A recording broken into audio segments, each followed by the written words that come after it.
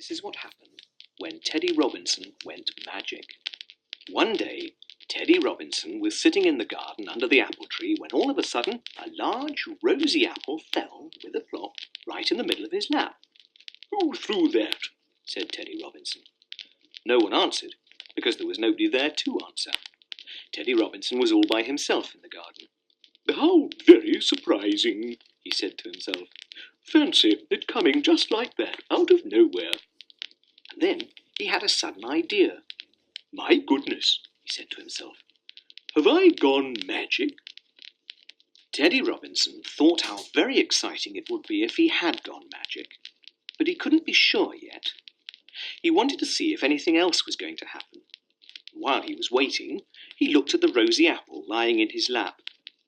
"I should like to have a large hat," he said to himself, "with apples like this growing all round it." Mrs. Gray next door had a large hat with flowers growing all round it. I wish I had a hat like Mrs. Gray's." Just then there was a sudden gust of wind, and a large hat with flowers all round it came floating over the wall and landed right at Teddy Robinson's feet. Teddy Robinson could hardly believe it. "Why, this is just like Mrs. Gray's hat," he said. "I wished for a hat like Mrs. Gray's, and now it's come all by itself. What a pity I forgot to say I wanted apples round mine instead of flowers, but never mind. I'm sure this will do me just as well. Oh, how exciting! I really must be magic." Teddy Robinson was quite excited. He began to sing to himself, "Abracadabra, magic me, underneath the apple tree. Abracadabra, fancy that, I wished myself a magic hat, and down it came, just floating on air, a magic hat for a magic bear." And he began thinking of all the things he might be able to do now that he was magic. "I'll do something really big for Deborah," he thought. Now, I wonder what she would like. What's the biggest thing I can think of?" And he thought hard for a minute. And then he said, "I know, an elephant. I can't think of anything bigger than that. I'll order an elephant for Deborah. She would love to have rides round the garden on it. Oh, I wonder where they'll keep it, though. Oh, dear, I wish someone was here to talk to about it." At that very minute, the next-door kitten came scampering through the grass and trotted up to Teddy Robinson. "Hello," said the kitten.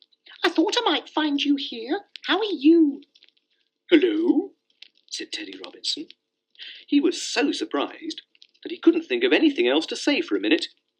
He'd forgotten when he'd wished he had someone to talk to that he might be making more magic. "Oh, what a perfectly lovely day," said the kitten. "I've been chasing leaves in the garden. This wind gets in my fur and makes me feel so frisky. What have you been doing?" I have been doing magic," said Teddy Robinson. "I wished for you to come." "Did you really?" purred the next-door kitten. "That was very sweet of you. I can do magic too. Look at this." And she arched up her back and went, and all her fur stood up on end, so that her tail looked like a brush.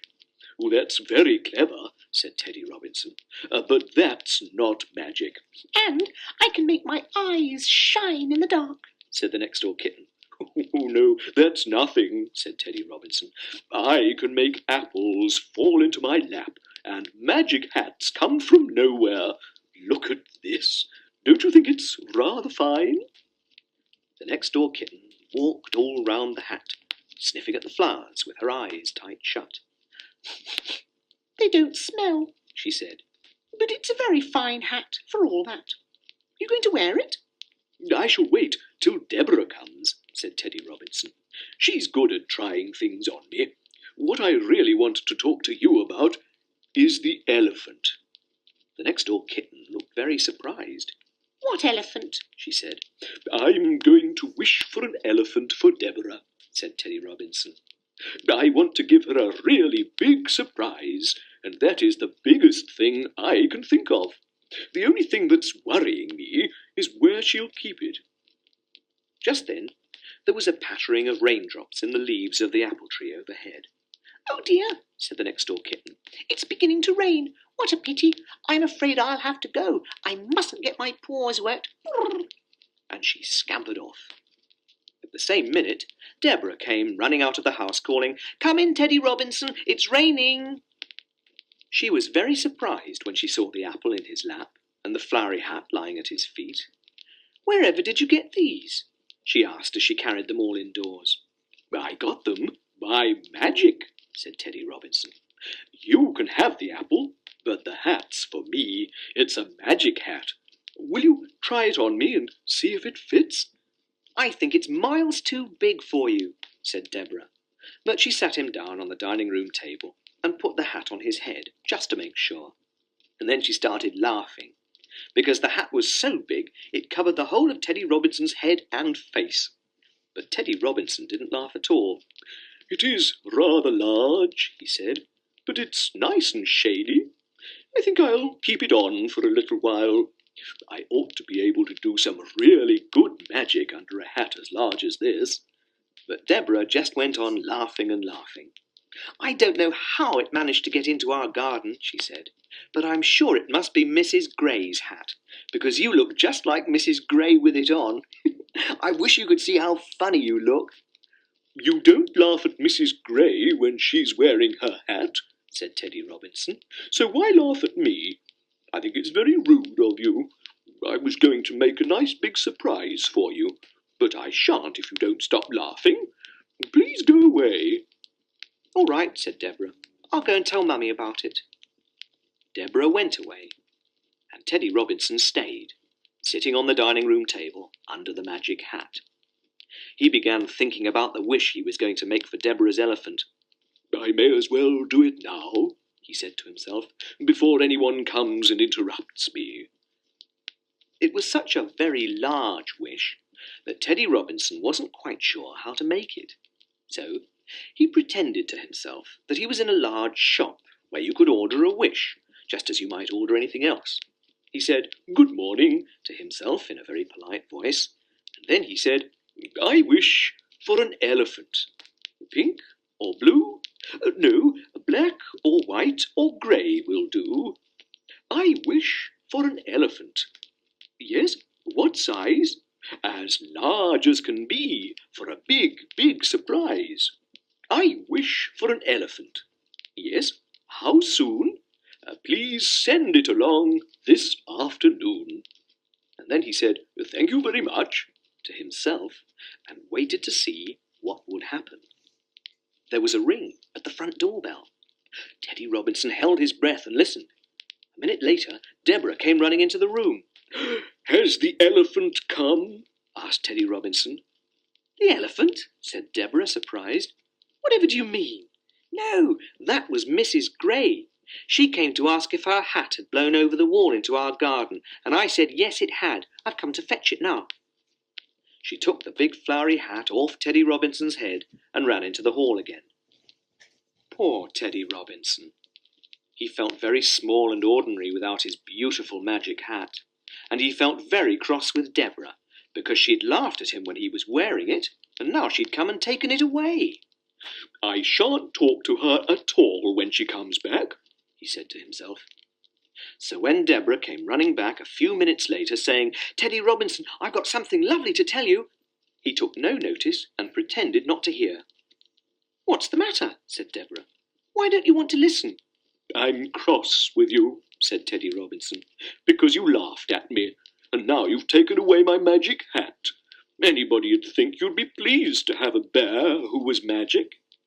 "But it isn't your hat, it's Mrs. Gray's," said Deborah. "And what makes you think you're magic?" "Well, aren't I?" "No, I don't think so," said Deborah. "You're quite the nicest teddy bear I've ever met, but you're not magic. Why should you be?" Then Teddy Robinson told her all about how the apple had fallen out of nowhere into his lap. "But it didn't fall out of nowhere," said Deborah. "It fell out of the tree because it was ripe." Teddy Robinson thought about this. "But what about the hat?" he said. "It just came floating over the wall. Didn't my magic do that?" Of course not, said Deborah. The wind made that happen.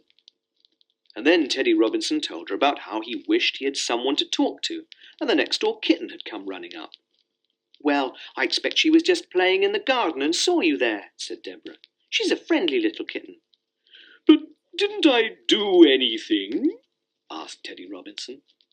Deborah thought hard. Yes, she said.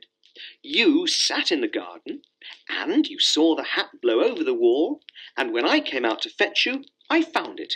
And now Mrs. Gray's so pleased, because we took it into the house when it started raining, that she's asked me to go to the zoo with her this afternoon. Has she? Said Teddy Robinson. What did she say? She said, thank you very much for looking after my hat so nicely. And then she said, how would you like a ride on an elephant this afternoon? I'm taking my little grandson to the zoo, and perhaps you'd like to come with us.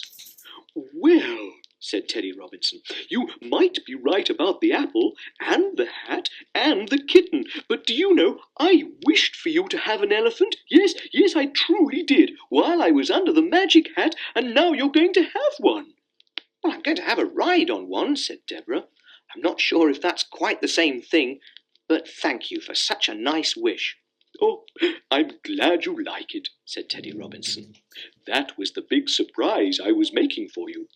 The only thing that worried me was where we were going to keep it. I think it's a jolly good idea to keep it in the zoo. I don't know why I didn't think of it myself. Can I come with you this afternoon? Of course you can, said Deborah. That's what I came to tell you. We'll both go for a ride on my elephant. How clever of you to think of it. You know, I think you may be right. Perhaps you are a tiny bit magic after all. And that is the end of the story about how Teddy Robinson went magic.